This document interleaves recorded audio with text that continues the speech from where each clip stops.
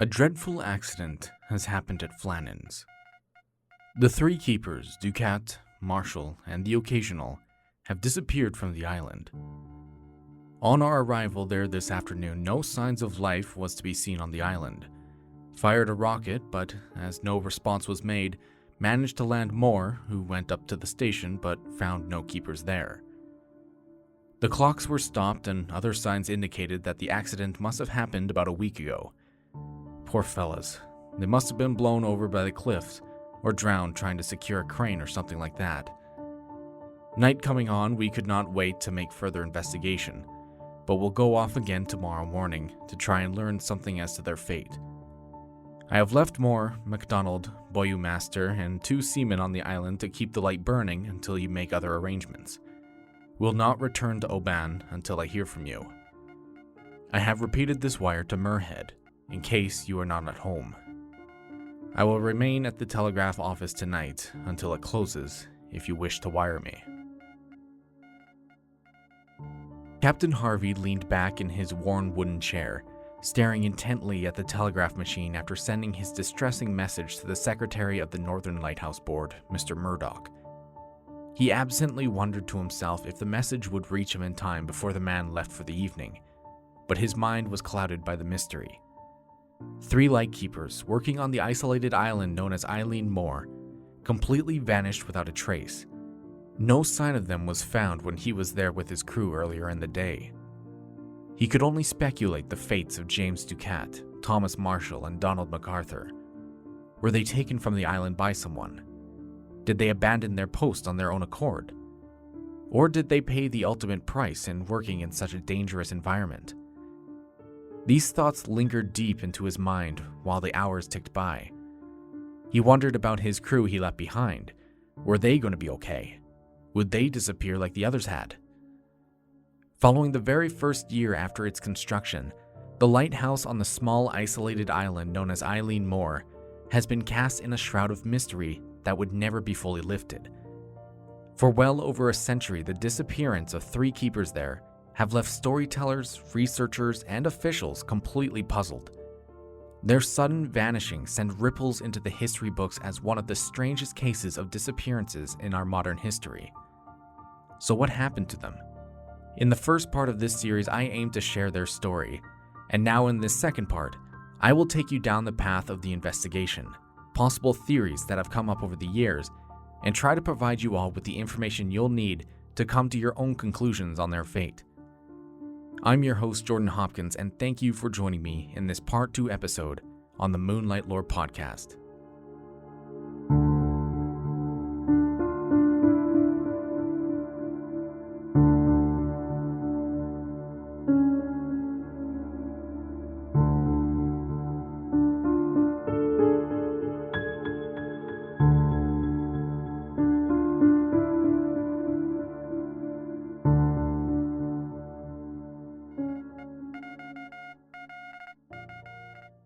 Superintendent Robert Muirhead was responding. He had gotten Harvey's message and was equally concerned about the developing situation on the Flannans. The dire situation caused quite a stir on his end. Immediately, the task of transporting investigators to the island was a priority. Hearing news there were already people there, inexperienced sailors who didn't necessarily know how to operate the lighthouse, and only a single keeper, the network of lighthouses began scrambling to fill the roles of the missing men. Of course, though, preservation of the scene was paramount in understanding what had happened. Investigators needed to reach the 7 hunters before the violent weather or the naive men now stationed there disturbed anything else. The Northern Lighthouse Board Secretary James Murdoch recognized this problem, but the operation of the lighthouse was an issue that needed to be addressed. He sent a telegram to Harvey as well, instructing him to stay put at the mainland, and told him that 2 other keepers were on their way to fill in the missing roles at Flannan's, and in just a few short days on the 30th of December, assistant keepers Donald Jack and J.N. Millen met with Harvey and arrived on the western landing of Eileen Moore to relieve the men there. It was a temporary solution to a problem that needed further addressing, but for now at least the lighthouse was fully operational, and further tragedy at sea would be avoided with the light now shining. Robert Muirhead had ventured to the island as well a few days ahead of them, wanting to see firsthand how the situation was developing. When he arrived, he led the search for the missing 3 men.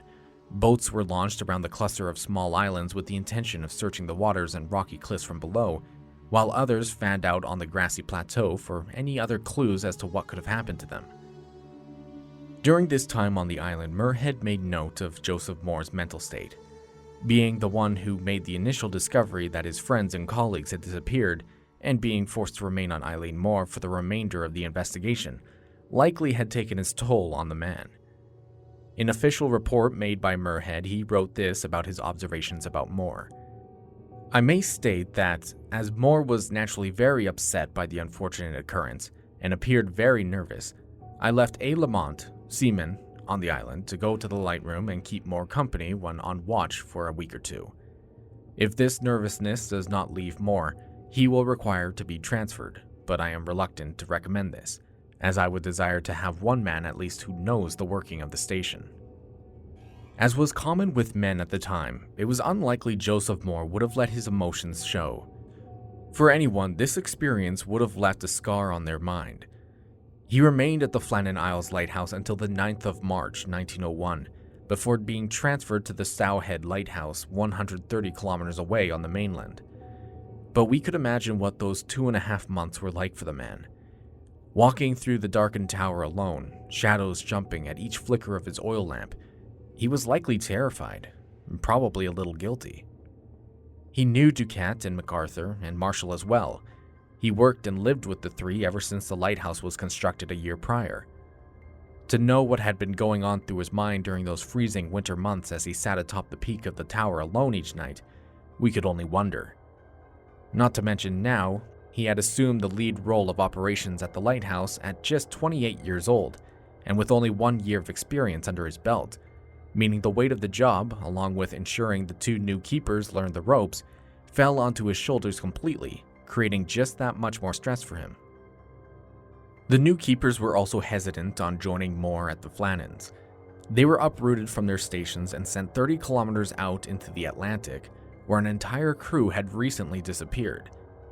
The psychological impact of this development behind an already incredibly stressful, tiring job wouldn't have been very appealing or motivating for the 2 new keepers, but as difficult as it might have been, the 3 managed to keep the lighthouse running until a more permanent group was sent by Muirhead to replace them. Although it was incredibly difficult, the investigation proved to shine some light on what could have happened to the keepers there that cold December, although it was technically inconclusive. Almost immediately, the theory that they had been swept away by the large waves created by the violent storm that had passed through the area was one that became the official conclusion. When Moore had first set foot on the West Landing after arriving with Captain Harvey and the crew of the Hesperus, he noticed the crane that was used to hoist up supplies from the relief vessel was in a position it shouldn't have been in, and the railing that was surrounding the crane was now gone. It had been torn right out of the ground and washed away. As he walked up the path towards the lighthouse, there was evidence of the ground being torn and sundered. He remembered grass being present along the pathway, but now it was just mud and stone. Something with incredible force must have reached high above the cliff and fiercely battered the island. These initial discoveries were what convinced the Northern Lighthouse Board and the search party to believe the men had been swept away by a freak wave and were lost to the storm. Almost immediately, once the news of the disappearances began to spread through the grapevine of the Northern Lighthouse Board, every news source in the country picked up on it, giving their own 2 cents on the incident. For the most comprehensive view on the situation, we can look to the newspaper The Scotsman, who issued an article titled "Disaster at Lewis Lighthouse, 3 Men Drowned," just only 2 days after the Hesperus had arrived at Eilean Mor on the 26th of December and discovered the disappearances. Most of the information given in this article is more or less exactly what I've previously discussed, so to save time and repeating myself, I'll just skip to some parts where they describe new details of the investigation. When Joseph Moore made it to the lighthouse and began conducting his first search of the empty rooms, an interesting note was made that all the clocks in the lighthouse had mysteriously stopped, roughly close to the same time. Now, this might seem rather weird to some, but what was likely the case was that these clocks were hand-wound, so with no one around to rewind them, they would have slowed to a stop all on their own. A second interesting point the Scotsman paper revealed was under another headline titled An Old Account of the Flannan Island, where they reference a volume from 1695 written by a man named Martin about the islands off the coast of Lewis. In his volume describing the 7 hunters, he tells the largest of them, where the lighthouse would eventually be constructed, had a small stone chapel on its grassy top where local druids from the Isle of Lewis would journey to in order to pray. Near the end of the short article, something else is quickly revealed. The Flannan Isles weren't only inhabited by the locals of Lewis when they came to pray, or their herds of sheep when they needed to feed, but also something else.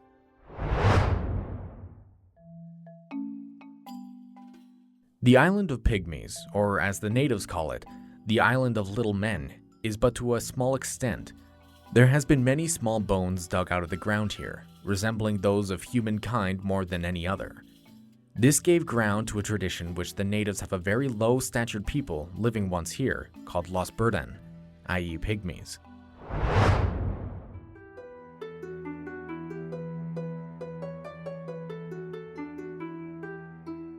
This strange revelation won't quite come into play in this episode just quite yet, but it's an important piece of information to note that long ago, the Flannan Isles have gained a reputation for being covered in a blanket of mystery. Just how deep does it really go from this point on? Obviously, the belief the storm had played a role in the keeper's demise was one that was widely accepted by the majority of the population and authorities, but other ideas have sprung up over the years that put into question, is there more going on at Flannan's than meets the eye?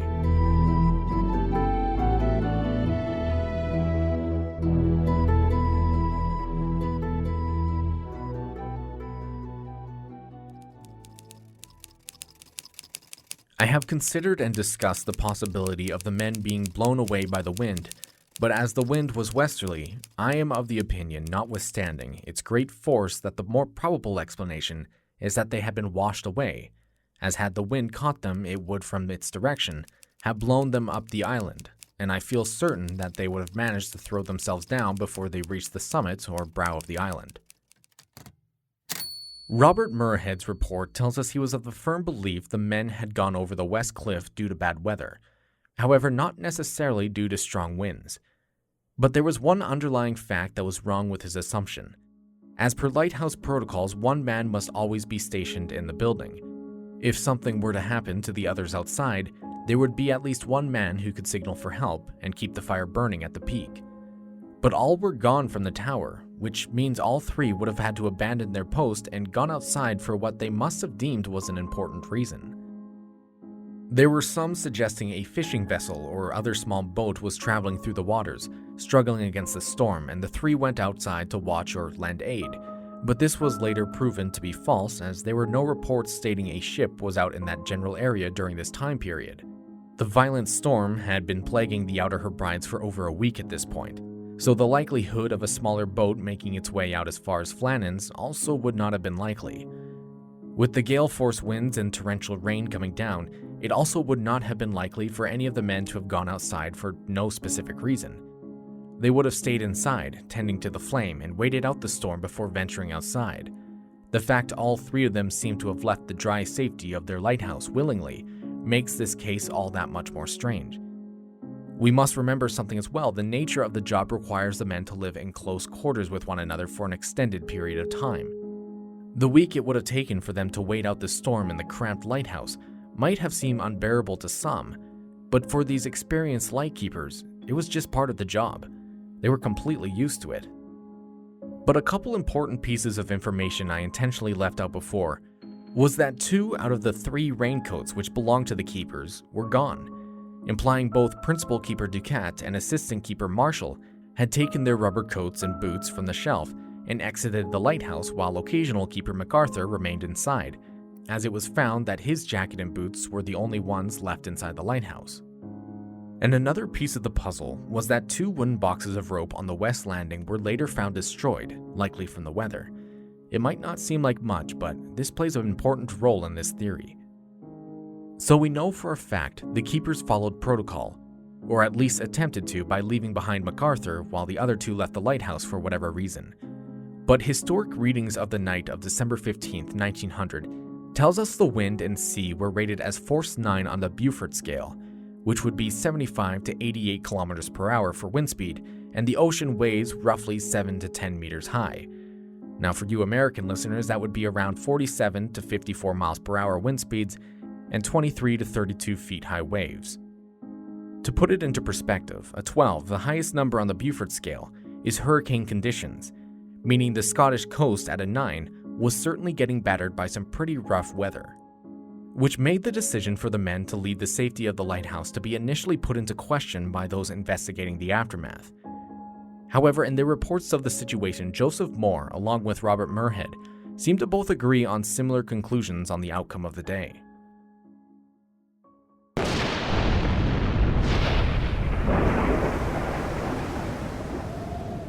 The scene was rather somber.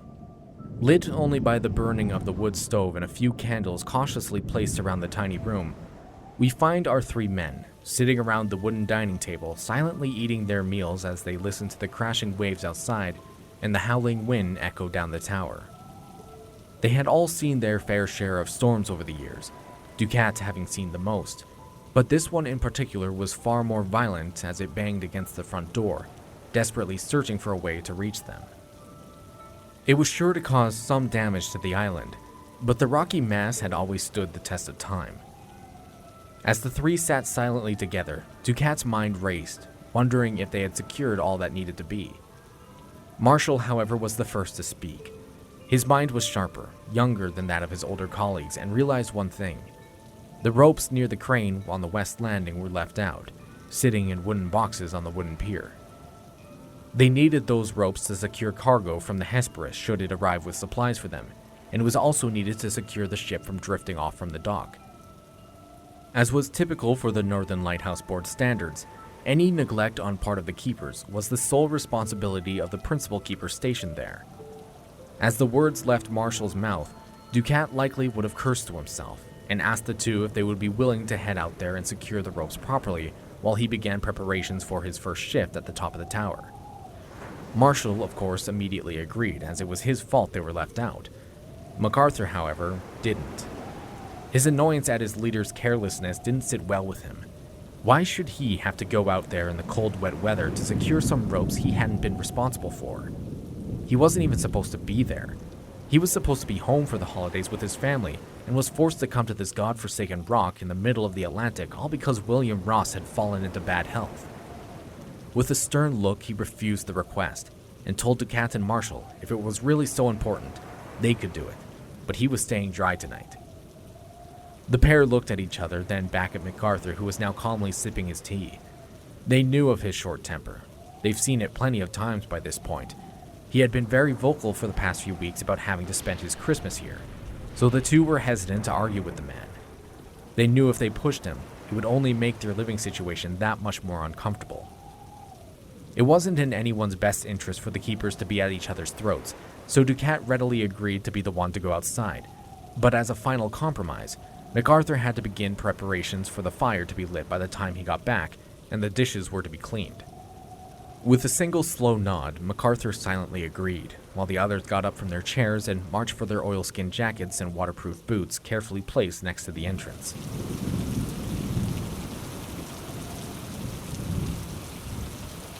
It was a challenge making their way from the front steps of the lighthouse down to the now muddy pathway and to the slippery wet dock, but together, both holding on to one another, they managed to push through the wind and successfully make it to the west landing.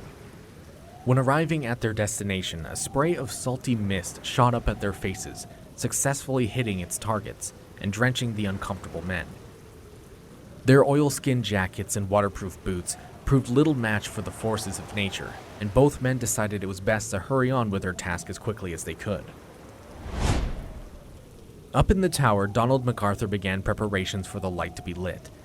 But as he went about his task, he couldn't help but stare down at the two men struggling against the wind and water, attempting to finish their job.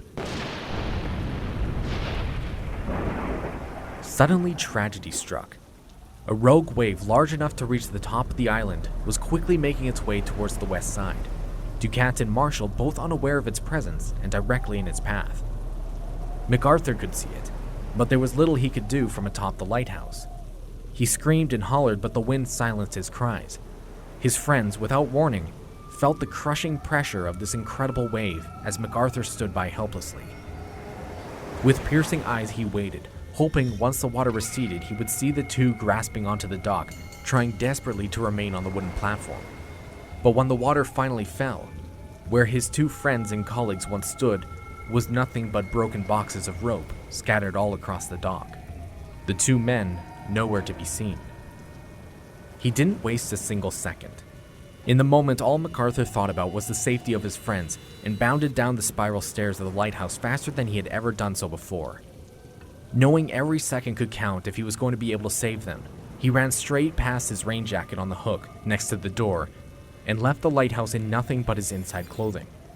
He darted towards the west landing, paying no mind to the slippery path before him. And as he reached it, his eyes darting from each indiscernible dark shape in the water, miserably searching for the two. He watched in absolute shock as the looming figure of a second wave approached and rose above his head. The last the Flannan Isles would ever see of the keepers was in that single moment, when the final of the three accepted his fate and was swallowed entirely by the murderous sea.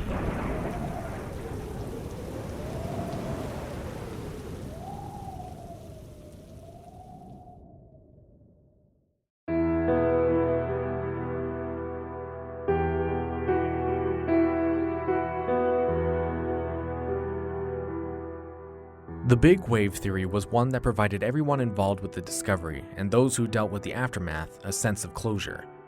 It was the most likely case for what had happened to the three men, and thus became the official reasoning for their disappearance. However, there are still those who poke holes in its validity. With their years of experience, Ducat and Marshall would have both been well aware of how dangerous the waves could get at Flannan's.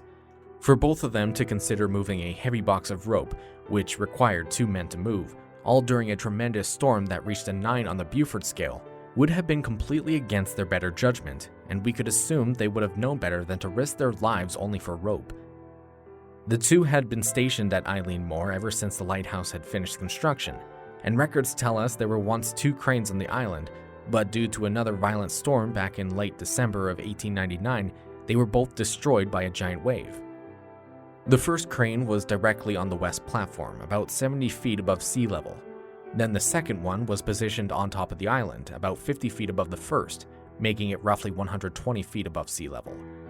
The giant wave in 1899 demolished both of them with ease, completely washing them away.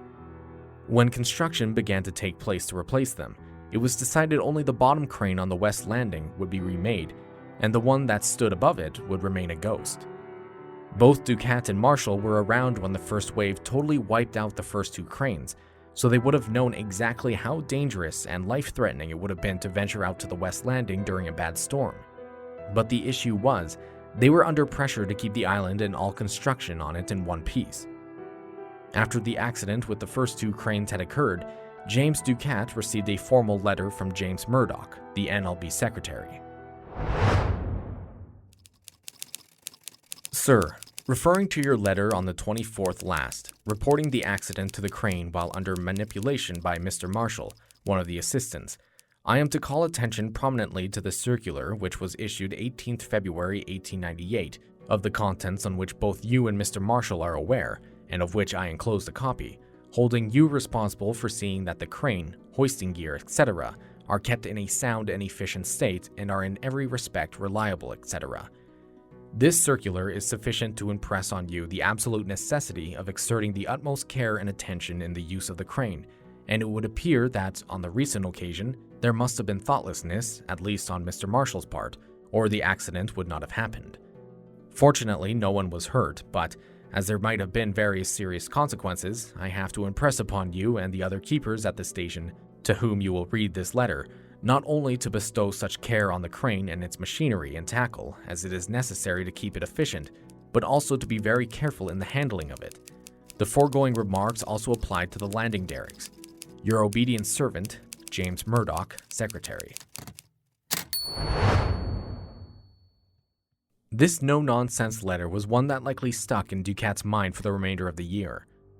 Although the cranes were misused by Mr. Marshall, leading to them to be destroyed by the waves, and although accidents happen, because of the fact Ducat was the principal keeper of Eileen Moore, their carelessness on Thomas Marshall's behalf would have reflected poorly on him as a leader in not running a tight ship and allowing sloppy practices. This very well could have been the reason why both he and Marshall decided to go against their better judgment and ensure the tackle on the dock and the crane itself was secured, or else their careers would have been threatened if something were destroyed. With an accident happening prior to this at the Sewell Scarry Lighthouse where a man had recently lost his life, James Murdoch would then also send this to all lighthouses across the country. Owing to the recent lamentable accident at Sewell Scarry, through the collapse of the crane at the landing place, by which one of the seamen of the Polestar lost his life, I am directed by the commissioners of the Northern Lighthouses to inform you that they hold their principal keepers at all stations and the keepers in charge at rock stations responsible for seeing that the crane or hoist gear, if any, and all lifting tackle and fittings are kept in a sound and efficient state and in every respect reliable. The lightkeepers will therefore examine them carefully on all occasions before use and maintain them and everything in connection with them in an efficient state by painting and oiling, etc. when required. Should the principal keeper or assistant in charge be of opinion that anything in connection with the crane or other machinery requires renewal or repair, intimation of the same must be made to the secretary at once, unless the repair is such as can be safely and properly executed by the lightkeepers. Please acknowledge receipt and place this circular in your scrapbook for reference by yourself and your successors. Your obedient servant, James Murdoch, Secretary.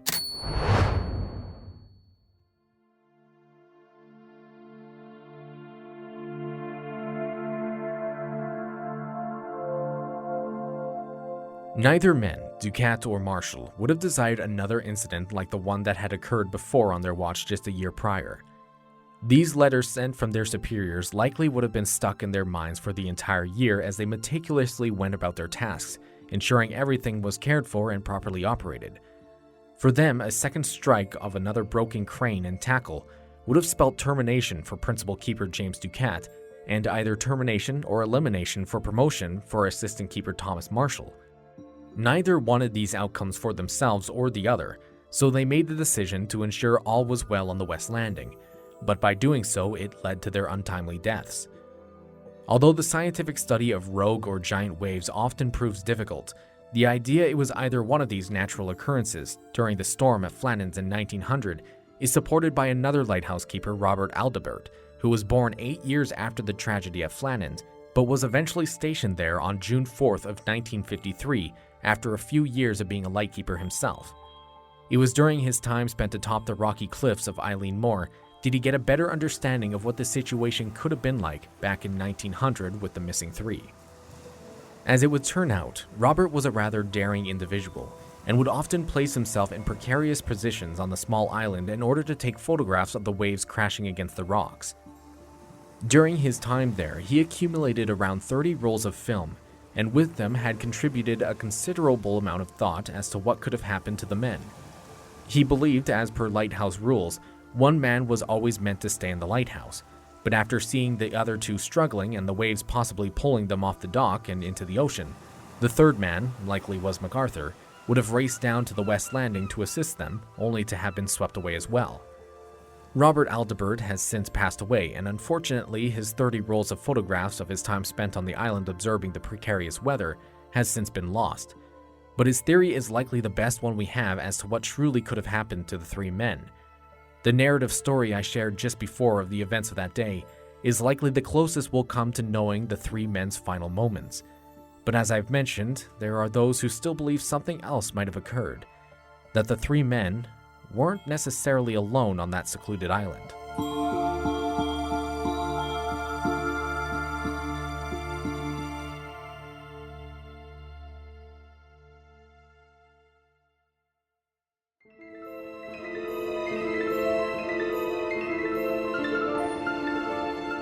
With the abundance of folklore and superstitions that have surrounded the Outer Hebrides and the distant lonely islands off her coast for hundreds, if not thousands of years, the complete disappearances of the three lightkeepers was bound to gain some attention in the field of the supernatural. The dark, empty rooms of a once crowded lighthouse, The cold fire from both atop the peak and the wood stove in the living quarters, all the clocks ceasing movement at the same moment, and the disturbing knowledge knowing all three men were once there, suddenly vanishing without a trace, has raised some questions if these were the results of a giant wave or something far more unbelievable. There are those who add their own elements to the story, some claiming a half-eaten meal was found on the table and warm cups of tea sat full when Joseph Moore first entered the dimly lit kitchen. But those are simple exaggerations of the event and never were true facts in the investigation. But people like to find similarities to other cases of the strange and almost unexplainable. For instance, it was Wilfred Wilson Gibson who first wrote about the half-eaten meal and warm tea in his poem titled Flannan Isles, and those retelling the story like to include these false facts because it makes the story that much more mysterious, similar to a case I had done a while back about the ghost ship, the Mary Celeste. In that case, the entire crew of the Mary Celeste seemed to have vanished, abandoning their ship in a hurry, with toppled chairs and half-eaten food left out on the table, but with no clue as to what truly happened to them or where they went. Similar to the three at Flannan's, they were never found, so the two certainly share some similarities, but not necessarily enough to connect them like some like to do. There are, however, stories, some like the one told by the locals on the Isle of Lewis, that when Joseph Moore had opened the door to the abandoned lighthouse when he first arrived, he was stunned when he heard a noise above him and saw three giant black birds roosting on the peak of the tower staring down at him with a warning look in their eyes.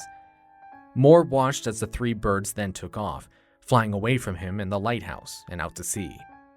It was believed these three birds were the bodies of the three men, Ducat, Marshall, and Garther, and they had been turned into birds, cursed from having infringed on the sanctity of the island, and their punishment was this avian fate. And also remember, there are stories saying there's a small stone chapel located at Flannan's, and druids would often sail out to it in order to pray there. And similar to the Callanish stones on Lewis, where they were said to have been once humans turned into stone, the three keepers then suffered similar fates, but ones that were far less constricting. The three men represented the first inhabitants of the island, so perhaps this was simply a way to attempt to warn off other potential keepers from being stationed there. Though of course we know this ended up not being effective in the slightest. Over the years, more and more men would come and go. For 71 years, the lighthouse remained a home for keepers until it eventually was turned over for automation and didn't require a crew to attend to her anymore. But during that time, tales arose as to what else could have taken place there. The residents of the Isle of Lewis, who are a group of people who hold traditions and folktales close to their hearts, were the first to suggest the men on the island had encountered something other than the forces of nature. The theme of little folk like fairies, elves, and the like are often seen in many pieces of early literature when we look back through Scotland's lengthy history. Malicious tricks and kidnappings were common in many of these tales, so those who were believers were quick to point out some interesting pieces of information. In the 17th century, a man named John Morrison found himself marooned on Eilean Moor following a destructive storm that caught him off guard and tore his boat to pieces. There aren't any trees on the small islands, nor would the green grass provide any use for burning a fire to keep warm and signal for help, so he was forced to dry and use the wood planks from his destroyed fishing boat that washed against the cliffs to create a fire. However, there wasn't enough to keep it going, and Morrison quickly found himself in the dark with very little hope he was ever going to be found and would likely end up freezing to death. When the last of his hope was diminishing, he gently laid himself down on the flowing grass and contentedly watched the stars above slowly crossing the night sky. In that moment, though, he was surprised to find he had a visitor suddenly standing over him. On this secluded island at night, a man had approached him and offered him a piece of advice before slowly disappearing back into the darkness. He told Morrison the flame from the old chapel was still burning, and he could use it until morning when rescue arrived. It would keep him warm in the cold weather and potentially save his life. So with that, Morrison darted for the fire and warmed himself, able to stay alive until help finally arrived. Another traveler, named Donald Monroe, had heard stories from the people of Lewis about a small race of mysterious aboriginal pygmy-type people who inhabited the island long ago. Intrigued by their tales, Monroe decided to take it upon himself to investigate these claims and found himself exploring the Seven Hunters for the so-called pygmy folks. He was never able to find them, but he claimed to have found their bones after he dug them out from the earth, and was even able to secure a small skull that belonged to one. In 1563, he wrote a manuscript on his visit there entitled A Description of the Western Isles of Scotland, which was eventually published in 1582. A little isle called the Pygmies' Isle, with a little kirk in it of their own handiwork. Within this kirk, the ancients of that country of Lewis say that the said pygmies have been buried there. Many men of different countries have delved deeply into the floor of the little kirk, and I myself among the rest have found in it, deep under the earth, certain bones and round heads of wonderful little sizes, alleged to be the bones of said pygmies, which may be likely, according to the sundry histories that we read of the pygmies, but I leave this far to the ancients of Lewis. Another man by the name of Captain John Dymes also made a visit to the isle back in 1630. Similar to Monroe, he too had dug up some of the pygmy bones, later stating, "My belief is scarce big enough to think of them to be human bones." Martin, who I had referenced earlier in this episode, was clear on his conclusion after his authoritative account on the Western Islands and stated himself that this gave ground to a tradition which the natives have of a very low-statured people living once here called Lusperden, which in both Gaelic and Scot mean pygmy. There were, of course, as there are now, those who disclaimed these men, saying the pygmy bones found were likely nothing more than just small animal bones like birds that had been since buried under the dirt by the strong winds over the years. But as we know, when it comes to folklore and the creatures involved, there will always be people who go the extra mile in proving once and for all if they were ever true or not. William Cook Mackenzie was one of these people. He believed the stories that the pygmies were inhabiting the western coast of Scotland somewhere at some point, so he, along with his brother C.G. Mackenzie and his cousin Dr. Mackenzie, set out to try and find this fabled lost island of the pygmies, whether it actually be Flannan's or another. Their starting point was where Captain Dymes had originally written about in 1630, giving them a rough idea where the island could possibly be. Dymes had drawn a detailed map in his manuscript, which gave the three explorers enough information to narrow down their search. Amazingly, the three were able to track down the exact island Captain Dymes, Donald Munro, and even John Morrison had ended up on, and to their astonishment, did indeed find a small stone chapel on it. The island itself was only roughly 80 feet long and 70 feet wide, cut off from the Butt of Lewis, but it was indeed really there. However, any links or ties the pygmies might have had to this place remained undiscovered by the three, and although they documented the small structure and discovered pottery and tools inside, evidence on who the pygmy people were or what might have happened to them remains a mystery to this day. The small stone chapel that was set on Eileen Moor was said to be identical to this new one found by the Mackenzies. So could the pygmies have also lived on Flannan's long ago? And could their spirits still be haunting the small island? Were they the ultimate cause for the sudden disappearances of the keepers there? Well, I for one am not necessarily convinced this is the case. Thanks to modern 20th century technology, studies have been conducted and the origins of the pygmies are no longer thought to be some magical fairy folk, but were rather likely just Spaniards who had traveled up to the Isle of Lewis sometime around 500 year BC. Any of the bones that were later discovered were tested, and they were found to actually not belong to any humanoid creature, but rather several types of birds and mammals like lambs, dogs, and even oxen. There have been other studies as well, and theories of the pygmies' origins also say they could have been a group of Finnish people who had once traveled to the area a long time ago as well. But without solid evidence like actual human remains, we may never truly know what their origins are. The idea that the Lightkeepers were somehow kidnapped by this group of fairy folk, like some like to suggest, really doesn't offer us any solid evidence of that being the case. Although Scotland is steeped in folklore of small fairy-like people, kidnapping and playing tricks on us humans, that's likely all they are in this case, just stories. Now, there's also the case being made by some that a sea monster is to blame for the disappearances as well, that some ferocious beasts came onto land, gobbled up the Lightkeepers, and then retreated back into the ocean. We know Scotland has a reputation for being home to probably the world's most famous sea monster, the Loch Ness Monster, so the idea of sea monsters off the country's coast would not be that far of a stretch to fully believe for some people. For instance, in 1882, the crew of a German ship were passing about 15 kilometers off the shore of the Butt of Lewis and reported seeing a giant sea serpent approximately 131 feet or 40 meters in length gliding through the water. It was at this same location the Arctur would eventually pass through in 1900, but what these Germans saw was a pod of migrating whales spread out under the water. Them coming up for air would have given the illusion of them being one single large serpent. And we also must consider the beast of Stronsay, which was spotted in September of 1808 by John Peace. It was lying on the rocks on the coast of Stronsay, Orkney, and was feasting on a dead animal carcass that also remained unidentified until researchers went back days later to the decomposing carcass and found it was a dead shark that had been brought up onto land by whatever predator it was that had killed it and consumed it. The likelihood of the three men having been attacked by some sort of sea monster doesn't necessarily sit right with me, as it really doesn't line up with the facts we know.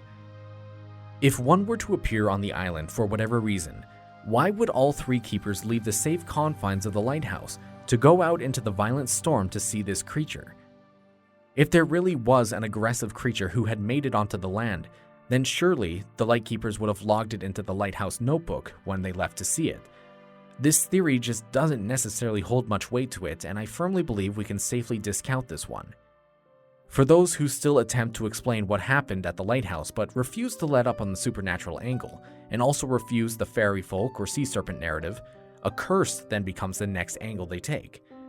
During the lighthouse's construction back in 1899, a number of injuries and even a worker's death halted construction for a number of days, but those were chalked up to a series of accidents.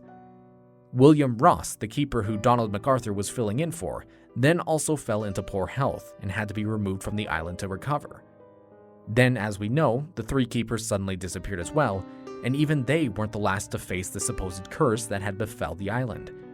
In January of 1901, principal keeper John McLaughlin arrived at the island as the replacement for James Ducat and assumed the role of leader on the island. However, during a rainy day, only a few days into his new role, he slipped from the top of the tower, falling over the railing and onto the sharp rocks below, killing him almost instantly. Then a year later after that, in 1902, William Ross faced further troubles as he suddenly dropped dead in the light room at his new station at Eileen Glass. Of course, all of these could easily be explained away as mere coincidences, as many other men had come and gone from Flannans over the years, but it is still strange how death and sickness seem to continuously follow those who were among the first at the lighthouse, and the first to inhabit the island after hundreds of years of it being vacant.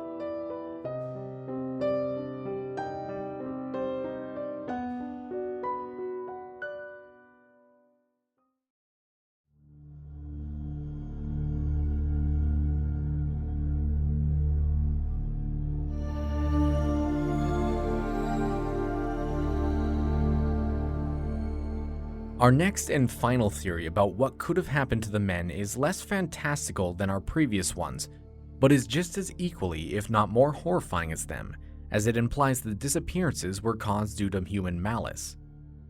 What if it wasn't a way for a supernatural entity that did away with our keepers, but it was actually murder that saw their ends?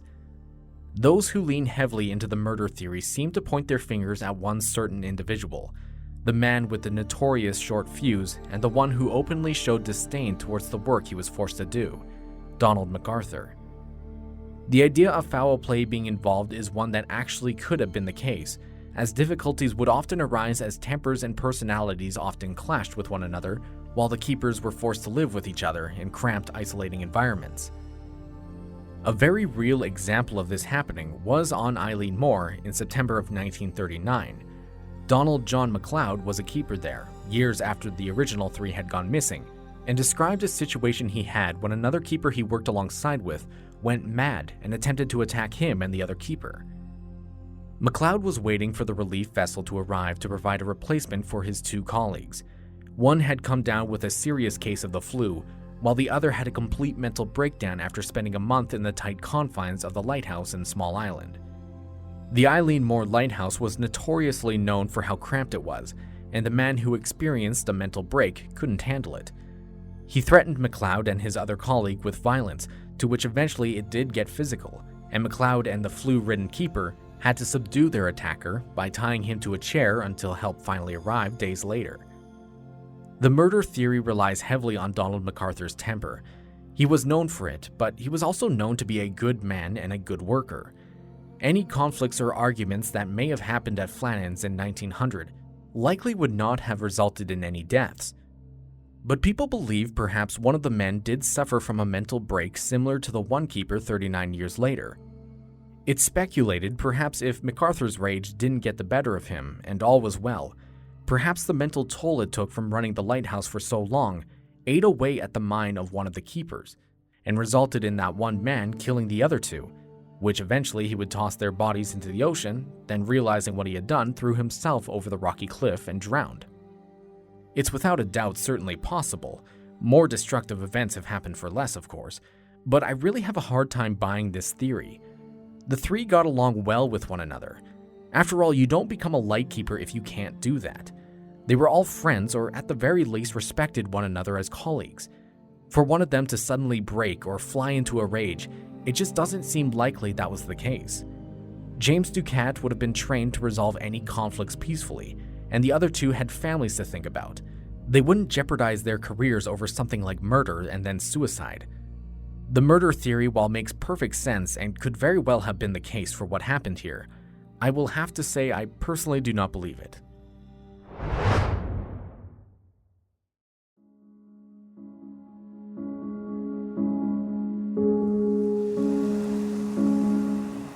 It's been well over a century since the disaster at Flannan's had occurred. The three men have stayed lost. Answers have remained elusive. We may never truly know what happened to them. Although they have long since passed from the face of the earth, they live on through their harrowing story they left behind, as a permanent scar on the records of the Northern Lighthouse Board and Scottish history books. Whatever truly happened to them, the case at Eilean Mor will always serve as an important reminder that even in solitude, we are never truly safe. The mystery of what happened to James Ducat, Thomas Marshall, and Donald MacArthur continues to generate interest and speculation in our modern day, as it once did when the incident first occurred. The giant wave theory is one that is widely accepted among most, but it doesn't come without its flaws. As this is an unsolved mystery, it's open for discussions. Every theory has its own flaws, but they also have their own merit to them as well. In the end, it may not even matter what happened to them, although it would be nice to have that closure. But with each theory, the end result is the same. Those three men disappeared off their isolated island and were never seen again. We can only hope that when they finally met their end, they were then met with peace soon afterwards, and their spirits, unlike when they were alive, became finally free from Flannan's.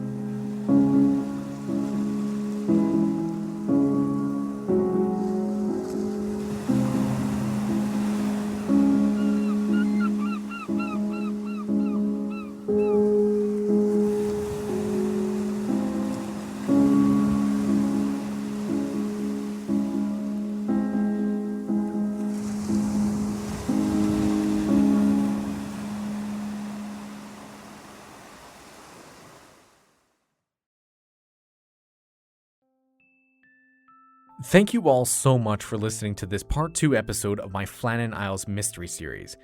There was a lot of information put into this episode, but there's always so much more I could never cover in a reasonable amount of time. So my main source was the book, The Lighthouse, The Mystery of the Eilean Mor Lighthouse Keepers by Keith McCloskey.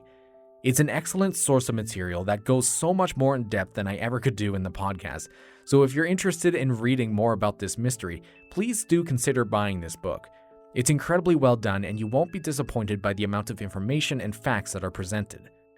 And with that, I wish to thank all of you who continue to support the Moonlight Lore podcast, especially those of you who donate to the Patreon every month.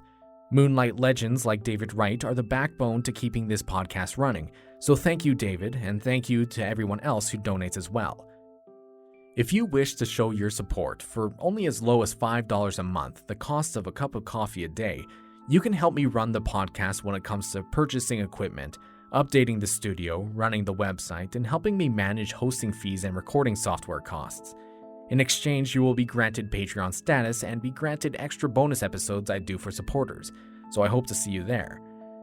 If, however, you don't have the financial means to support the show, the next best way to do so is by sharing it on social media for your friends and family to listen to, and also leaving a 5-star review on whatever app you're listening on. It only takes a couple seconds to do, and it goes a long way in helping grow the show, and I would appreciate it a ton. Again, thank you to all of you who support the podcast in your own special way.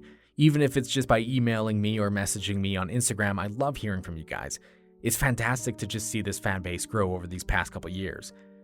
Some quick news before I let you all go. Moonlight Lore has a YouTube channel now, and for now all it is just past episodes being thrown up there each week, but hopefully I'll be able to do some more video stuff with that in the future, so be sure to subscribe to the channel if you get a chance. And as for our next topic, I'm thinking I want to do something demonic. So if you're interested in hearing stories like that, be sure to tune in next time to hear it. I haven't yet started researching or writing, so it's still up in the air if it will be a topic I do next, but I'm really wanting to focus on a demonic story sometime soon. But until then, I guess this is where I let you all go and stop talking. Again, thank you all so much for listening. I hope you guys enjoyed the show, and take care of yourselves. I hope you have a great day.